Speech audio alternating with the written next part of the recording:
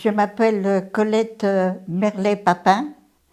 J'habitais à ce moment-là au 14 rue Montoise et j'avais 16 ans. Les derniers jours avant la libération, avec ma sœur, dans le quartier des Jacobins et rue Julien Baudreau, dans la maison où nous étions, il y a eu une alerte en fin de matinée et des bombes sont tombées à côté où nous étions.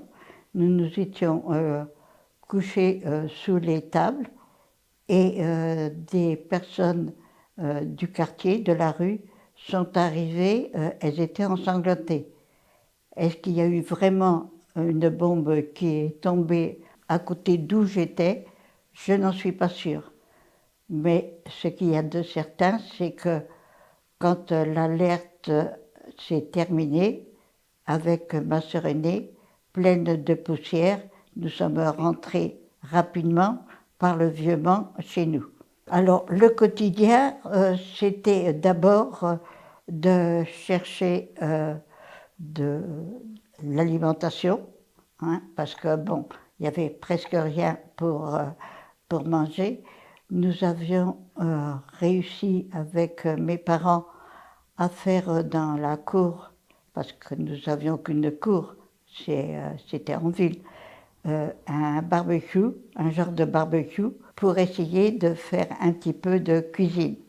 Et on trouvait des petites branches de bois pour préparer un petit peu les légumes. Il y a eu, c'est-à-dire au mois de juin, et même avant, nous avions vu les maisons dans le quartier, l'hôtel de la Calandre, la boucherie, et une personne qui faisait de la brocante. Les maisons étaient fermées parce que les personnes avaient été emmenées prisonniers parce qu'ils avaient fait de la résistance. Et ça a commencé, je crois, fin mars 1943. Et c'était très dur quand j'allais à l'institution Notre-Dame-du-Pré où j'étais, de voir les maisons fermées. Je vous assure que ça faisait un drôle d'effet. Et ça m'est resté. Mais ça, c'est beaucoup plus entre 1943 et 1944. Alors le 8 août aussi, on a énormément de souvenirs. Dans la nuit du 7 au 8 août, le pont en X, qu'on aimait beaucoup, passage Pontperrin, ont été détruits par les Allemands. Et à ce moment-là, notre maison a tremblé quelque peu et on en a eu des marques dans l'escalier du premier au deuxième étage. Ça, c'était... Donc, on n'a pas dormi pratiquement pendant la nuit du 7 au 8 août. Alors, le plus dur, ça a été quand le début de la journée du 8 août, les hommes de la défense passive passaient dans la rue Montoise pour dire comme ça, rentrez chez vous, surtout ne sortez pas parce que le pont va sauter. Alors, on avait vraiment très, très peur. C'est pour ça que,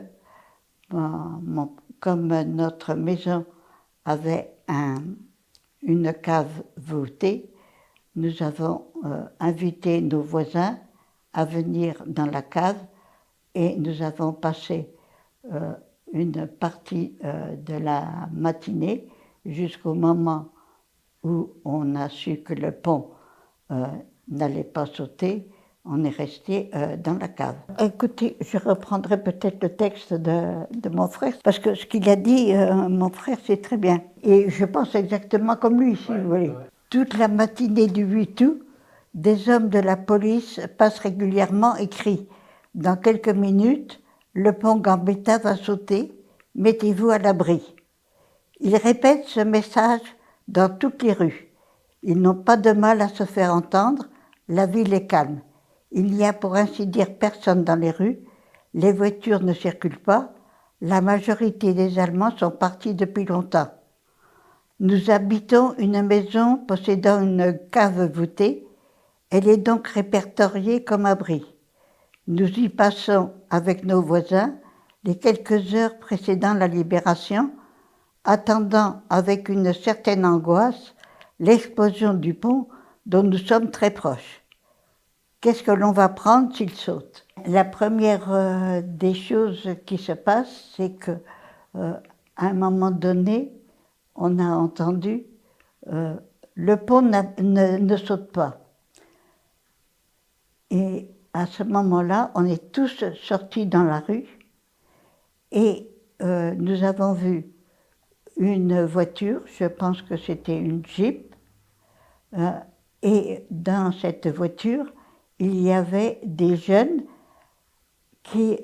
dont on pensait que c'était eux qui avaient permis que le pont ne saute pas.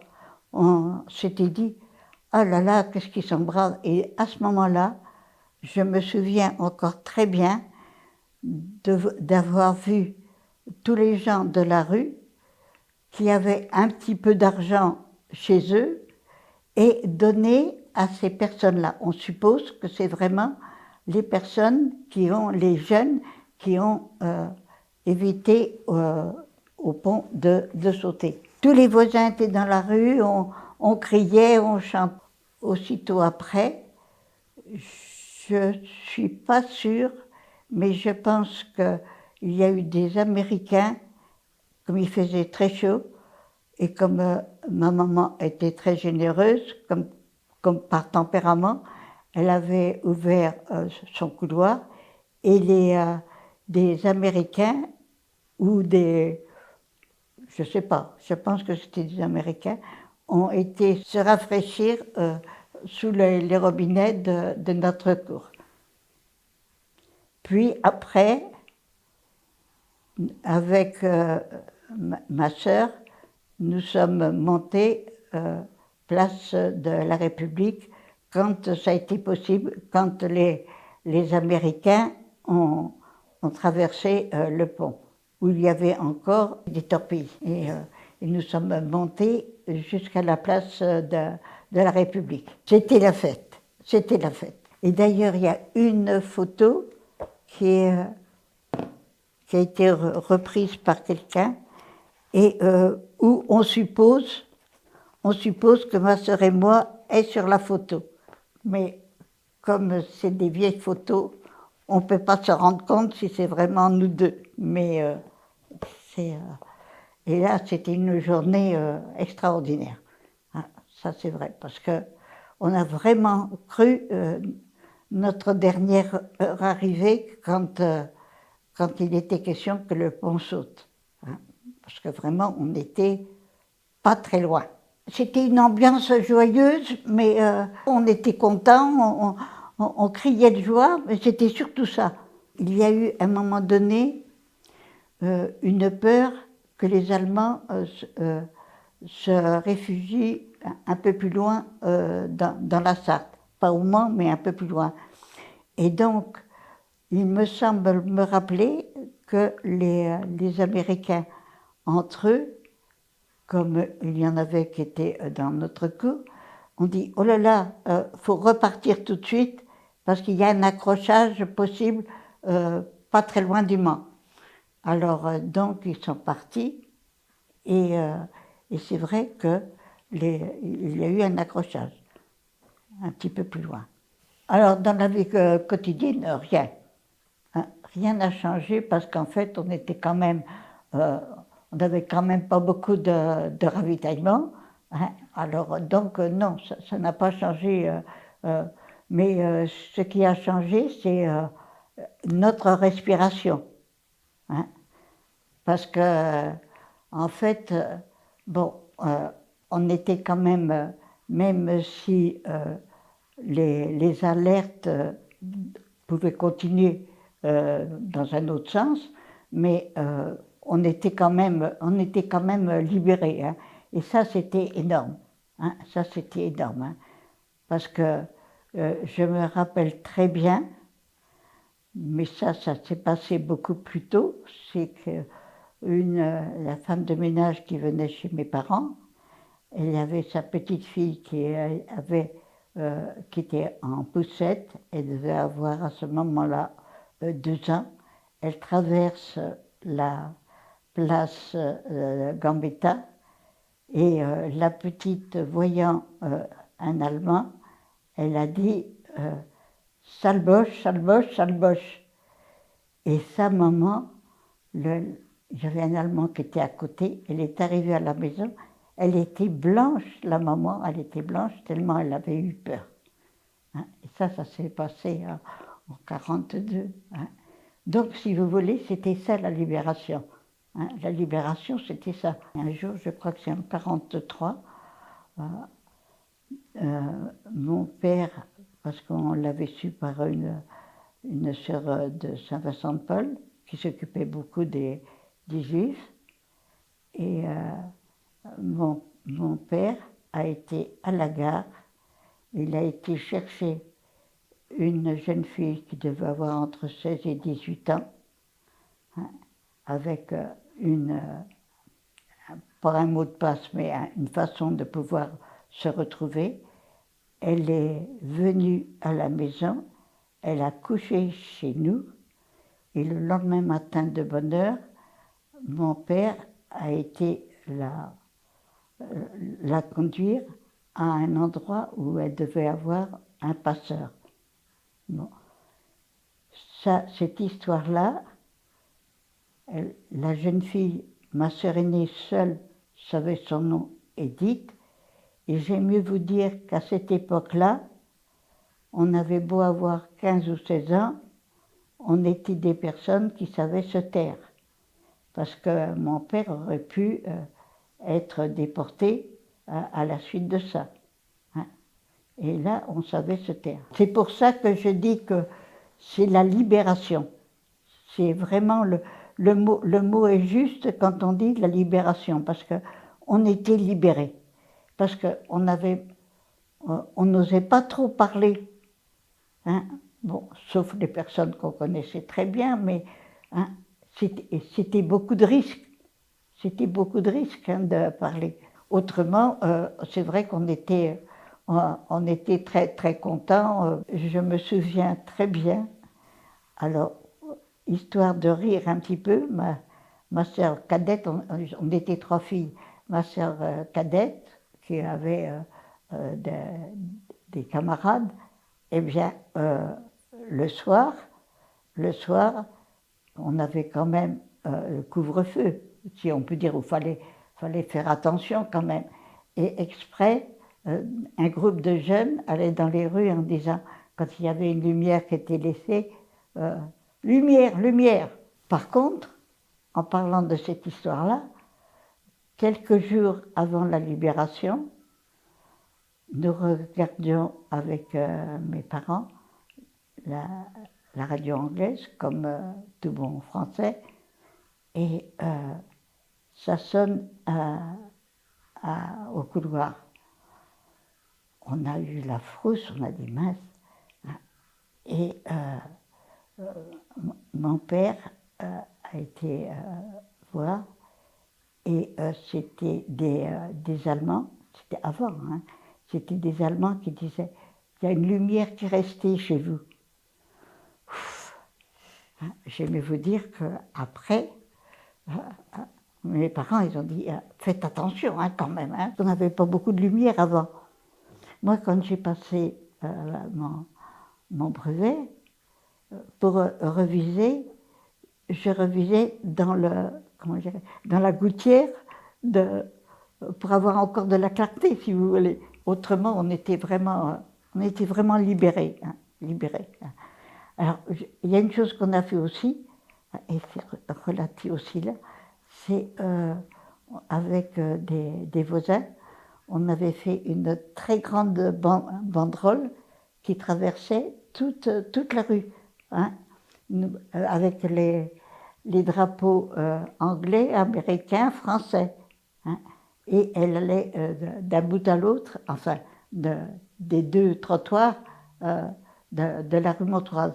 un camion américain qui a débranché sans le vouloir la banderole qu'on avait mis. On avait confectionné ça avec ce qu'on trouvait, hein, mais pour que ça soit joli. Je voudrais que les gens, d'une part, s'entendent, hein, qu'on ne soit pas toujours en train d'être les uns contre les autres. Il faut que la vie soit quand même, pour tout le monde, plus agréable, qu'il y ait moins de haine partout, aussi bien en France qu'ailleurs, et qu'on essaie de vivre au mieux avec les moyens que l'on a, mais qu'il n'y ait pas trop de différence entre les pauvres et les riches, qu'il n'y ait pas de ce qui n'existait pas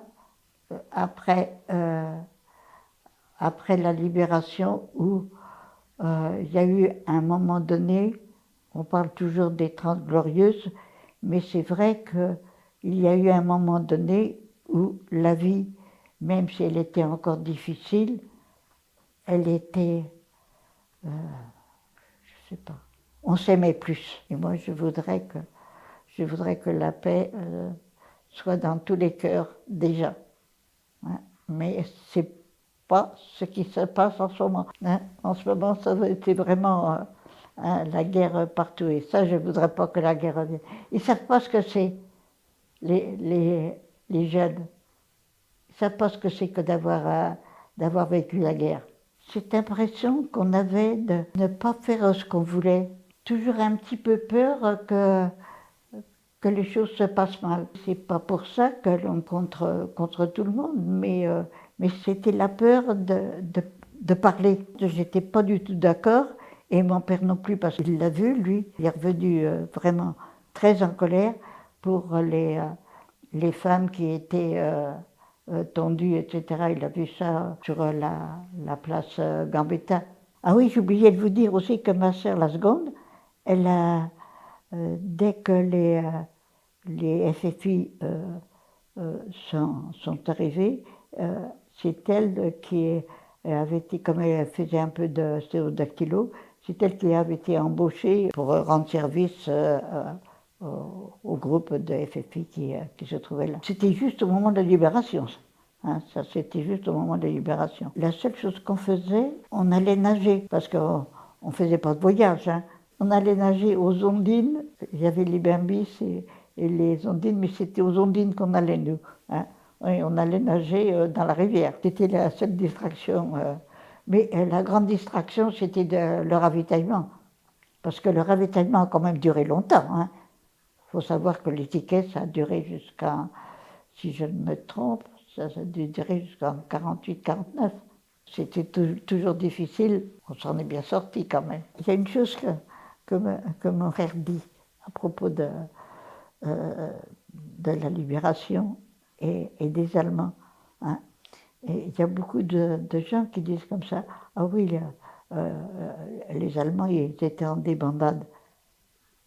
Et mon frère, dans le texte, là, il dit les Allemands étaient encore très, très disciplinés et ils partaient au combat bien en forme, si l'on peut dire. Et c'est beaucoup récusé par des personnes qui disent ah oui, ils étaient en débandade. Oh, mon frère a raison, parce qu'ils passaient par la rue. Hein. Donc on les voyait bien et ils étaient en formation, hein, ils étaient en... Alors, c'est pour ça que c'est pas parce qu'on les aime pas hein, qu'il faut pas dire la vérité des choses. Hein, c'est vrai. Hein. Et la preuve qu'ils se sont bien défendus, qu'on les aime pas, je suis d'accord. Alors, il y a une chose aussi que je voulais dire. On n'appelait pas du tout les Allemands des nazis. C'est un mot qui est venu, en fait, après la guerre, si l'on peut dire.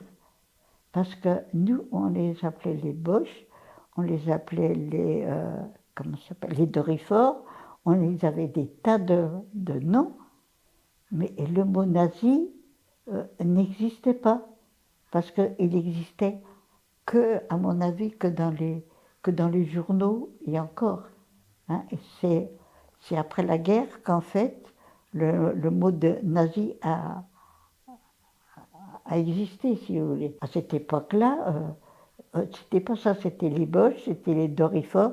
Il y avait deux, trois autres noms comme ça, tous les noms possibles et imaginables, mais pas le mot nazi. Ça, non, on ne le disait pas. Hein. Ça, c'est.